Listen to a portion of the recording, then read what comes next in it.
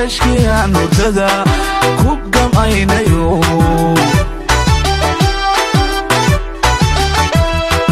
gaar hayaa dalko geesi dhiirano gayigow dhintiyo geeshkii aan hurdada waxaan runtii idinku soo dhawaynaynaa sidii taliyihii horeba sheegay cutubyo ka mid ah cutubyada ciidanka qaranka ee difaaca kaga jira jiidahan hore ee gobolka Sool gaar ahaan halkan Gambara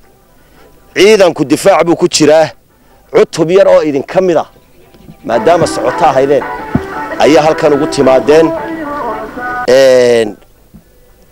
cid kasta oo madaxoo timaada halkan had iyo jeer gobolka Sool soo booqata way soo salaantaa ciidamada jiidan hore ku jira oo madaxweynaha jamhuuriyadda Soomaaliland mudane Axmed Maxamed Maxamuud Siiraayo tiraba 2 jeer ama ka badan ayuu isagii wafdi u hogaaminayo soo booqday gobolka Sool ku soo salaamay ciidankan halkan marka waa wax iska caadi ah in madaxda qaranku had iyo jeer ciidanka ay soo booqato annagana ciidankana waxay u noqon doontaa dhiirigelin farxad weyn way noo tahay ciidankani waa ciidan tababaran naftood hurayaala u degan halkan inay ilaaliyaan wixii ay u abuuraaye ay loo diyaariye ahayd inay difaacaan jiritaanka jamhuuriyadda Soomaaliland waa ciidan cid kasta oo cadow cid ay doontaba ha noqoto oo challenge ama ma garanaysaa problem ama nabadgelyo darro istiraak ku abuur jamhuuriyadda Soomaaliland iyo horumarkeeda iyo dadkeeda populationkeeda waa ciidan indhaha faraha ka galiya cidii isku dayda arrinka oo dibadna markay indhaha ka ridaan dhulka jiida waa idinku soo dhaweynina bismillaahir rahmaanir rahiim aad waxaan u salaamayaa ciidamada qaranka saraakiil xigeenka iyo dableyba jiidan hore ee gobolka Sool deegaanka u ah jiida hore difaacana ku jira dadka anigu ciidan hore ahaan jirayo sideedaba qaran waliba wuxuu qaran ku yahay ciidamadiisa waxaan kaloo idinku hanbalyeynaa inaad tiir dhaxaad ka tihiin nabadgelyada guud ahaanba qaranka Soomaaliland iyo gaar ahaanba jiidana joogtaan anigu waan garanayaa markii ugu horeysay anigoo yar oo saraakiishan yar leeg gobolkan aad joogtaan iyo Garowe waa halkii ugu horeysay ee aan xil ka qabto marka jiida aad baan u garanayaa waan idin hanbalyeynaa daanku xusbi siyaasadeed baanu nahay xusbiyada siyaasadeedna ciidanka iyagii qarankaati bulshada ciidanka qaranka u tihiin baa tihiin bulshada ilaalisaan baa tihiin marar fara badan maxaan ku raahday dhibaato fara badan ay maxaan ku raahday jiidahan oo kale ay leeyihiin laakiin qarankuna idinma darna idinkuna dadka astaanta qaranka sitabateen cid kale astaanta qaranka ma qaadato taasa sharaftiina ku leedihiin iminka maanta maxaan ku raahday waxaan kala aad waxaan balyeynaa ciidamada waa kuwa oo darajadii bay haystaan marka hal la dadaalo kelmadda ku soo ururinaya waxa weeye marka ciidanka la yahay askarina uu dadaalaa oo dabadeedna sarkaal buu noqdaa midna uu dadaali waayo askarinimadu ku gabooba iminka raggii Soomaaliya soo xukumay haddii dib loogu noqdo liiskoodu intii reer waqooyiga ahayd san heerse Ingiriiska lagu soo tababaray mooyaane askari bay ka soo wada bilaabeen madaxweynayaal wasiirno janano ay noqdeen xaqiiqada rasmiga ah ciidankan waxaan ku hambalyeynaa inaanu ciidanimo jiidan ku joogin inuu sifo wanaagsan oo maamul oo dhaqan oo walaalayn ay kula nool yihiin maxaan ku dhahday bulshada reer Soomaaliland jiidan joogteen gobolkan degan oo wax fara badan ka qabateen oo siyaasadda qaranka wax fara badan ka hirgeliseen ciidankuna hadda jeer wuxuu ciidan ku yahay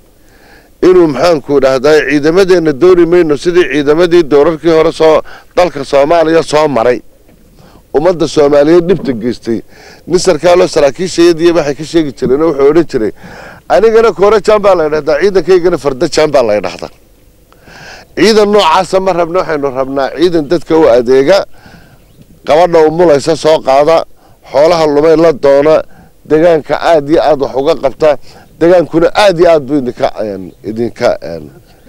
idinka mahad sheegtaa waayo waa inuu idinka mahad sheegtaa waayo ciidankiisii baad tihiin ciidankiisii qarankaad tihiin waxaanu markaa kaga baxayaa qaran waliba dee dhibtiisuu leeyahay qaran waliba dadkiisa qarannimadiisa ka soo horjeeda buu leeyahay qaran waliba wuxuu leeyahay cidda doonaysa inay qarannimadiisa dhaawacdo markaa taasna kalsoonidaysaan ku qabnaa waayo aragnimada ciidankana uu leeyahay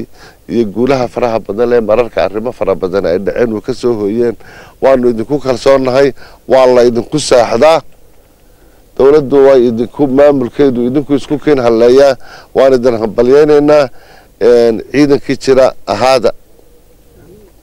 waana idin ducaynaynaa idinkii xaasaskiinaba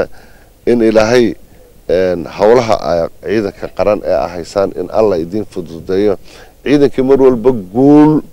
hawsha uu galo kala kulmana waanu idinku ducaynaynaa wassalaamu calaykum بسم الله الرحمن الرحيم marka hore wuxuu yiri jaranku banduuluhu hawlgelinta meex xawaska imka daashil baan noqday wuxuu iska ka qasiyay adoo hawlgelinta arma saalanide wuxuu yiri madaxda qaranka oo dhan markay halka timaado ciidanka way soo salaama anaga waxba noo dheer anigana ka waxba noo dheer markaan la saacad baan tagaynaa magaalada dhan iyo xisbigii iyo durbaankayagii iyo calamadii noo muuqan horta ciidanka noo muuqday waayo nin walba wuxuu yahay ay mudareema professorka la yiraahdo professor Salabaan ee boorba ka soo jaamacadda ayaa jaamacad kasta oo laga qari jabinay u taga dabeetana wuxuu yiraahdaa waxaan la gawab waayo caafimaadka ku xiran yahay markaan arday qaran jabinayo oo arday jaamacad ka soo baxday jaamacadahaygii annaguna waxaan la soo fadhiyaa maanta markaan ciidan baa la tagayaa waxaan aragaa jaamacadaha iyagii iyo raggii annagoo soo tabaray kuwa sii tababareen oo wali hawsha halkii ka seexaya dalku ku dhisay dalka lagu sheegay ictiraafka doonaya gacantiina ku jira waa inta adiga ka go'an waa inta carruurtaada ka go'an waa inta naftaada ka go'an ictiraaf ma imanayo haddaan adigu naftaada hurin haddaydan idinku halkaa ku xidhnayn oon carruurtiina dhibaatadooda aydan ka adkaysanayn oo aydan idinku caafimaadkiina hurayn oo aydan dhiiggiina hurayn ictiraaf ma jiro horumar daaraha dhaadheer ka midaash dhisteen iyo lacagta badan kala shubaya waa inta adiga ka go'an waa inta adigu ilaalisa dhistay waa inta aad leedahay tacliinta hore loo marayo iyo jaamacada lagu faanaya waa kuwa adiga ku dhismay xoogaaga iyo dhiigaaga iyo inta adiga ka go'day marka maxaa la rabaa kadaba marka adigu inta furisay siyaasadda xisbiga kulmiye ama qaranka ay ku socdaan waa inay noqotaa mid og cidda ay ku dhisan tahay nolosha la doonayo horumarkii riig ha la keeno biyaha la soo qodo cusbitaal ha la dhiso dumarka umada rasra loo dhiso waxaasoo dhan waxay ku dhisan yihiin waa adiga hebel oo askari darbaha ugu hooseeya dhiboorka soo baxay inta kala go'aysa ayay ku dhisan yihiin dabeetana waxa weeye oon ognahay oo raggan siyaasadda ku jira ee ciidamada u xogaalka ay og yihiin in uu qaranku ogaado haddii ay saa ku dhisan yihiin in qaranku uu ogaado oo taa kolba inta suurtagala ay ka helaan abaalgudkeeda maxaa ugu horeeya wax la isku qadariyo anagu markaa askar baanu nahay dadku waxay nagu ixtiraamaan markay siyaasadda shibirka la hadlayaan askarnimada waa ixtiraam waa in ninka askariga ee qarankiisu hadduu lugaynayo hadduu meel taagan yahay in lagu faano oo wartalo qiimo kaga duwan dadka kale ila wax ka duwan buu dadka u qabtaay laba waa in la helaa wax xusuusa oo ninku iyaga dhexdooda xitaa dee sida u kala badin loo kaleena maxaa ugu horeeya waa garaadaha waayo waxa lagu kala hormaray qofba hawsha uu qabtay intuu nafta hore waa inuu garaada ku helaa waxaa ku xiga biladihii oo kuwa ah kuwii hawsha iyo kuwii dagaalka badii ee ruggalay kuwii hogaaminta waxaan aad iyo aad halkan horta aanadu ku nimid qura waa kalgacayl iyo xiis ciidankii aanu tagno jawigaygu bedelaa maanta waanu ka baxay jawigii kale sababtuna waxay wax atiimaanu galeen waxaanu ognahay waxa lagu fadhiyaa inay ka yihiin intaa waa la wada yidhaahdaa waa la idin ammaana haddana waxaad tabataan weli wixii soconay wixii dee waajibkeeda hadda ma hayo horta wax dee la waayo mooyaane qoladayda weliba kulmiye ee sinaaya odayga u yahay waxaanu ciidanka ka hormarinaa kale ma jirto haddaynu weliba si run isu baadhana madaxdiinu ogtahay miisaaniyada dalka la soo eegaya laakiin qof marka loo eega dambe soo gaarayso waa nagu wada yartay sinaaya laftiisu beri unba sii lahaa isma jihad buu soo maro waa ciidan oo dareenkaa waa leeyahy waana ka muuqatay intuu maamulka hayay halka bilaabo taas ka barxadin waxaan ku soo koobayaa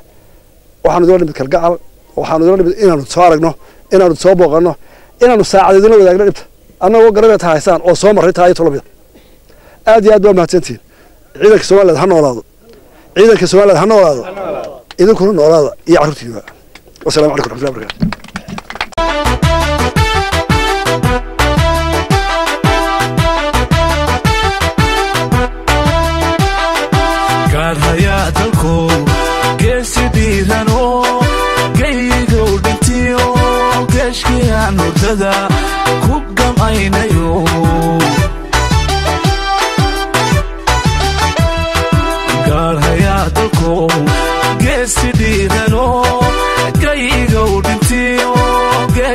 Nurtada